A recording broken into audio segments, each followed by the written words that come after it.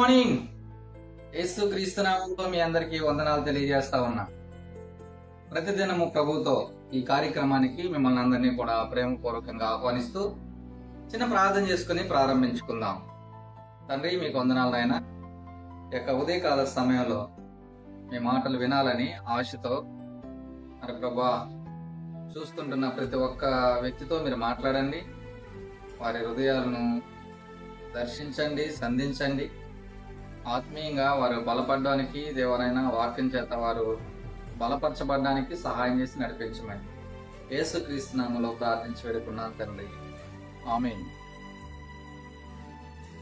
ఎవరైతే యేసుక్రీస్తు ప్రభువునందు విశ్వాసం ఉంచిన వారు ఉంటారో, విశ్వాసం ఉంచిన వారి యొక్క జీవితాలలో చాలా రకాలైన పరిస్థితులు నెలకొంటాయి. చాలా మంది యేసుక్రీస్తు ప్రభువుని అంగీకరిస్తే లేదా ఆయన విశ్వాసం ఉంచితే కష్టాలుండవు, ఇరుకులుండవు, ఇబ్బందులుండవు, శ్రమలుండవు అని అనుకుంటారు. కానీ ఎప్పుడైతే ఆయనను అంగీకరించిన వారంగా ఉంటున్నామో అప్పటి నుంచి చాలా రకాలైన శోధనలు మనం చుట్టుముడతాయి. చాలా రకాలైన ఇబ్బందికరమైన పరిస్థితులు మనల్ని చుట్టుముడతా ఉంటాయి. సో అలాంటి పరిస్థితులలో ఒక విశ్వాసిగా ఉంటున్న వ్యక్తి ఎలా ఉండాలి, ఎలా ఆలోచన చేయాలి అన్న విషయాన్ని ఈ యొక్క ఉదయకాల సమయంలో మనం చూడబోతా ఉన్నాం.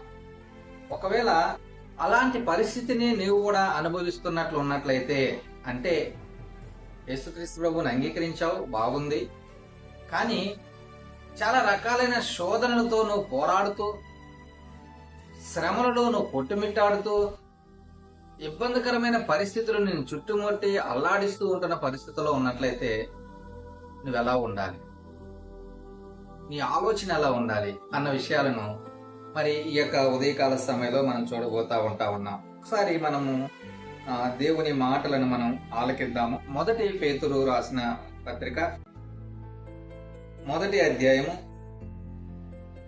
6-7 వచనాలు మనం చదివితే ఇక్కడ రాయబడుతుంటున్న మాట చూద్దాం. ఇందువలన మీరు మిక్కిలి ఆనందించుచున్నారు గాని అవసరమును బట్టి నానా విధములైన శోధనల చేత ప్రస్తుతము కొంచెం కాలము మీకు దుఃఖము కలుగుచున్నది.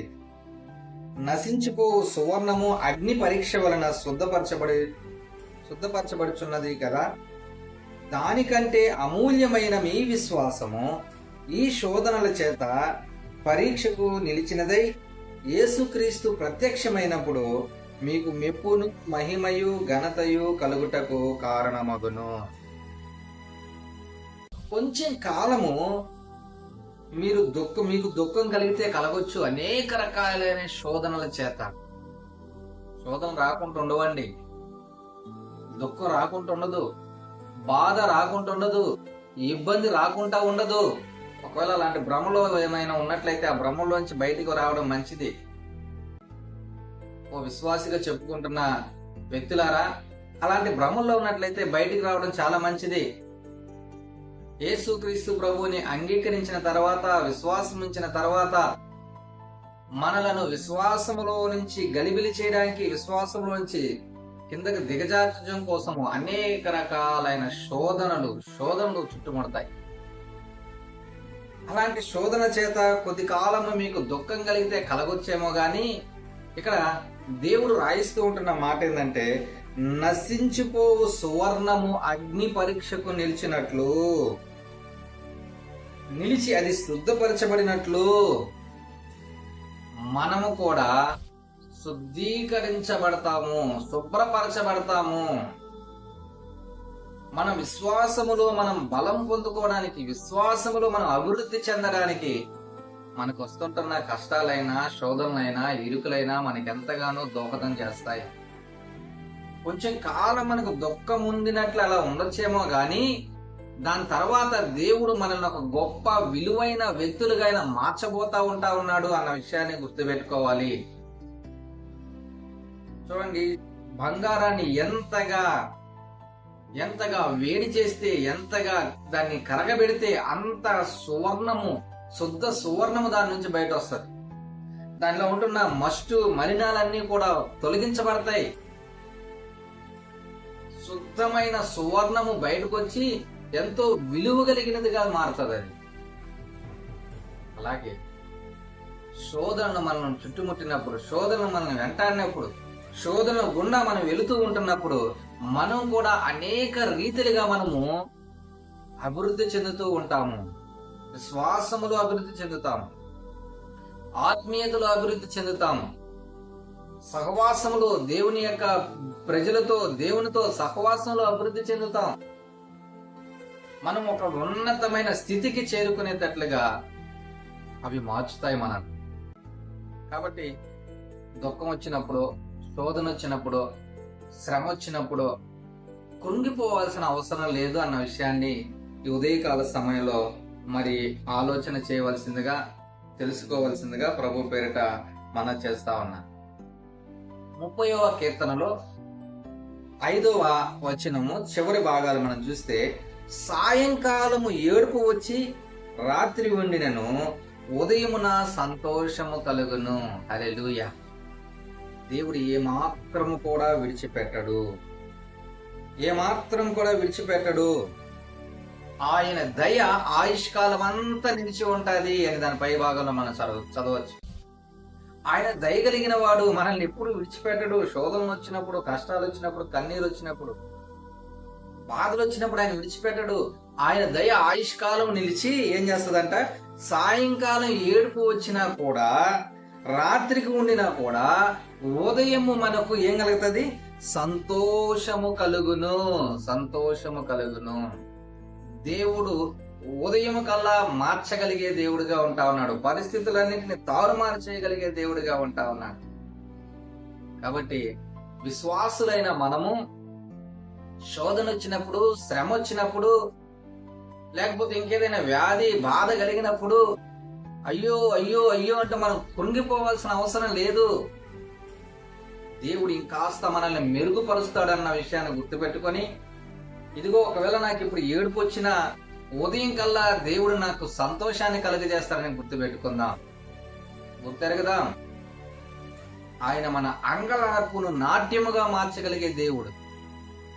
ఉదయకాల సమయంలో ఈ మాటలు వింటున్న ప్రియమైన వాళ్ళారా, ఒకవేళ దేవుణ్ణి ఎరిగి అనేక రకాలైన శోధనల చేత సతమతమవుతుంటున్న పరిస్థితుల్లో ఉన్నట్టయితే మరి ఏం భయపడాల్సిన అవసరం లేదు.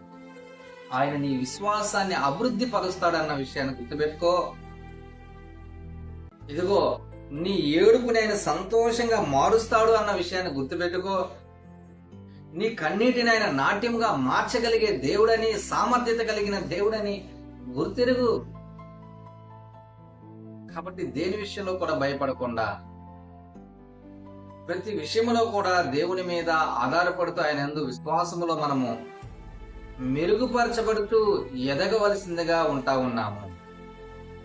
ఉదయకాల సమయంలో అలాంటి పరిస్థితుల్లో ఉంటున్న నీవు ధైర్యం తెచ్చుకో, విశ్వాసముతో అడుగులు ముందుకి. దేవుడు నీకు చక్కగా సహాయం చేసి నడిపిస్తాడు. నీ ఏడుపును సంతోషంగా మారుస్తాడు. నువ్వు అనుభవిస్తుంటున్న శోధనలలో దేవుడు నీ విశ్వాసాన్ని అభివృద్ధి పరుస్తాడు. తలలోంచి ప్రార్థన చేసుకుందాం, ధైర్యాన్ని పొందుకుందాం, ధైర్యాన్ని పొందు. పరిశుద్ధులైన తండ్రి, ప్రేమ కలిగిన మా దేవ, మీకు వందనాలు.